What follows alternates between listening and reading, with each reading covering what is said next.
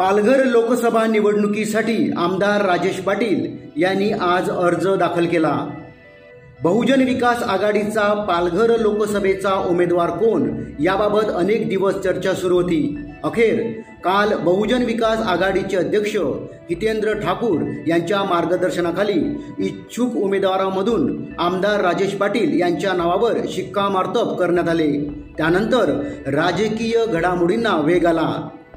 आज बहुजन विकास आघाडीमधून पालघर लोकसभा निवडणुकीसाठी बोईसर विधानसभा मतदारसंघाचे आमदार राजेश पाटील यांनी अर्ज दाखल केला। पालघर जिल्हा कार्यालय येथे जिल्हाधिकारी गोविंद बोडके यांच्याकडे अर्ज दाखल केला। यावेळी माजी राज्यमंत्री मनीषा निमकर, बवियाचे संघटक सचिव अजीव पाटील, ठाणे जिल्हा बँकेचे अध्यक्ष राजेंद्र पाटील, माजी उपमहापौर उमेश नाईक व वसई पालघर बोईसरचे पदाधिकारी यांची उपस्थिती होती।